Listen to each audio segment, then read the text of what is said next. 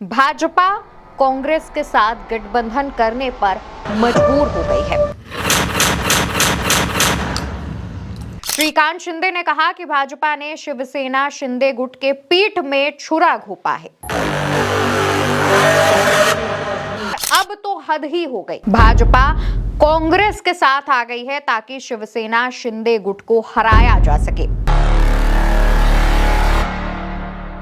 दोस्तों, भारतीय जनता पार्टी और कांग्रेस के बीच गठबंधन हो गया है। जी हां, बिल्कुल ठीक सुना आपने। एक आधिकारिक खबर सामने आ रही है और ये गठबंधन कहां हुआ है, इस पर हम बात करेंगे। आपने सुना है, हर बार कई मंचों से भारतीय जनता पार्टी कांग्रेस मुक्त भारत का नारा लगाती है, लेकिन ठाणे के अंबरनाथ नगर परिषद में खुद भाजपा कांग्रेस के साथ गठबंधन करने पर मजबूर हो गई है। भारतीय जनता पार्टी अपने सहयोगी शिंदे की शिवसेना को पछाड़ने के लिए कांग्रेस के साथ आ गई है। आप इस खबर को देखिए। खबर में साफ तौर पर बताया गया है कि भाजपा और कांग्रेस का गठबंधन अंबरनाथ सीट पर हो गया है। शिवसेना को एक झटका देते हुए भाजपा ने यह गठबंधन किया है। भाजपा और कांग्रेस के गठबंधन की खबर सुनते ही एकनाथ शिंदे के बेटे श्रीकांत शिंदे का बयान भी सामने आया। श्रीकांत शिंदे ने कहा कि भाजपा ने शिवसेना शिंदे गुट के पीठ में छुरा घोंपा है। कहा यह जा रहा है कि अंबरनाथ नगर परिषद की सीट पर एकनाथ शिंदे काफी मजबूत तौर पर स्थापित हैं। शिवसेना का वहां पर दबदबा है। शिवसेना का गढ़ कही जाती है अंबरनाथ नगर परिषद, और उस गढ़ में भेद करने के लिए वहां पर भारतीय जनता पार्टी ने कांग्रेस के साथ हाथ मिला लिया है ताकि भाजपा इस चुनाव में शिवसेना शिंदे गुट को हरा सके। दोस्तों, महाराष्ट्र में नगर पालिकाओं के चुनाव होने हैं। 15 जनवरी को मतदान होगा, 16 को रिजल्ट सामने आ जाएगा और इसको लेकर के कई सीटों पर भाजपा शिवसेना शिंदे गुट के साथ गठबंधन करके अजीत पवार के खिलाफ लड़ रही है, तो कई सीटों पर अजीत पवार के साथ भाजपा गठबंधन करके शिवसेना के खिलाफ लड़ रही है। और अब तो हद ही हो गई। भाजपा कांग्रेस के साथ आ गई है ताकि शिवसेना शिंदे गुट को हराया जा सके। मीडिया रिपोर्ट्स में चर्चाएं चल रही हैं कि भाजपा ने शिवसेना के शिंदे गुट को सत्ता से दूर रखने के लिए कांग्रेस के साथ सत्ता का रास्ता चुना है। इस गठबंधन को अंबरनाथ विकास अघाड़ी नाम दिया गया है, यानी कि एक महाविकास अघाड़ी है जो कि गठबंधन है, विपक्ष का एक गठबंधन का नाम है महाविकास अघाड़ी। लेकिन भाजपा जब कांग्रेस के साथ आई तो भाजपा ने इसको अंबरनाथ विकास अघाड़ी का नाम दिया। इस घटनाक्रम से शिंदे समूह में भारी असंतोष है। शिवसेना शिंदे समूह ने भाजपा पर तीखा हमला करते हुए इस गठबंधन को अभद्र युति गठबंधन बताया है, यानी कि अब भाजपा और शिंदे एक दूसरे के आमने सामने हैं। भारतीय जनता पार्टी जो राजनीतिक मंचों से, बड़े बड़े मंचों से, राष्ट्रीय मंचों से पानी पी पी कर जवाहरलाल नेहरू, राहुल गांधी, सोनिया गांधी, तमाम लोगों पर निशाना साधती है, कांग्रेस के नेताओं पर निशाना साधती है, कांग्रेस मुक्त भारत की बात करती है, कांग्रेस सरकार की खामियां बताती है, वही भारतीय जनता पार्टी अपने सहयोगी को हराने के लिए कांग्रेस के साथ गठबंधन कर चुकी है। चर्चाएं चल रही हैं। इसके अलावा तमाम मीडिया चैनलों के हवाले से ये खबर हम आप तक पहुंचा रहे हैं। यहां तक कि एक बड़े चैनल ने भी इस हेडलाइन को चलाया है, साफ तौर पर बताया है कि कांग्रेस और भाजपा का गठबंधन हो गया है। लेकिन दोस्तों, आपको क्या लगता है कि कांग्रेस इतनी आसानी से भाजपा के साथ गठबंधन करेगी सिर्फ एक नगर परिषद का चुनाव जीतने के लिए? भाजपा के मंसूबे को क्या कांग्रेस नहीं जानती है? कांग्रेस जानती है कि सहयोगी को हराना एक बहाना है। भाजपा एक संदेश देना चाहती है कि वो कांग्रेस को साथ लेकर आई है। कांग्रेस ने अपनी विचारधारा पीछे छोड़ दी है भाजपा के साथ आने के लिए, यानी कांग्रेस के खिलाफ नैरेटिव भी भाजपा अपने इस कदम से बना सकती थी।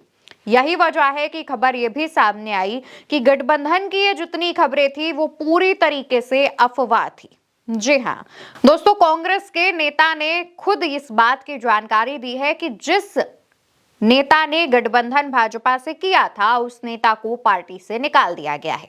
यानी कि गठबंधन हुआ था कांग्रेस के जो छोटे लेवल के नेता हैं उनकी तरफ से ये गठबंधन किया गया था, लेकिन कांग्रेस ने इस मामले पर सख्त एक्शन लेते हुए उन पर पार्टी विरोधी गतिविधियों में शामिल होने का आरोप लगाते हुए पार्टी लाइन से हटकर काम करने के चलते उन्हें निकाल दिया है। मराठी में एक लेटर भी कांग्रेस ने जारी किया है।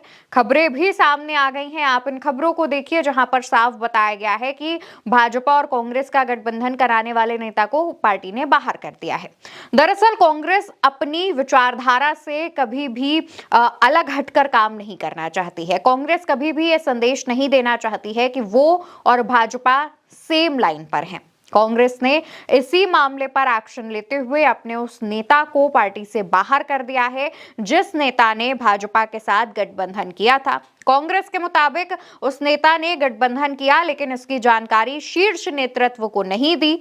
इसकी जानकारी कांग्रेस को तमाम मीडिया चैनलों के हवाले से हुई, जिसके बाद जब इसका पता चला तो उस नेता पर एक्शन लेते हुए कांग्रेस ने उसे बाहर का रास्ता दिखा दिया है।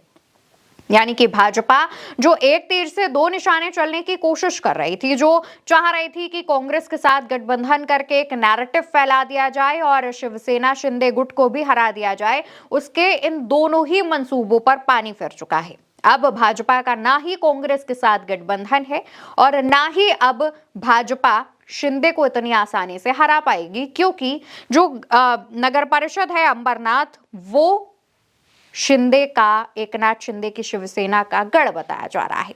बताते चलें कि महाराष्ट्र कांग्रेस ने उन सभी नेताओं को निलंबित कर दिया है, निकाल दिया है, जिन्होंने भाजपा के साथ गठबंधन करने पर सहमति जताई थी और जिनके कहने के हामी भरने के बाद भाजपा और कांग्रेस का गठबंधन हुआ था। इससे पहले खबर यह भी सामने आई थी कि भाजपा और AIMIM यानी असदुद्दीन ओवैसी की पार्टी ने भी गठबंधन किया है। हालांकि इन खबरों को देवेंद्र फडणवीस ने एक झूठी अफवाह करार दिया था।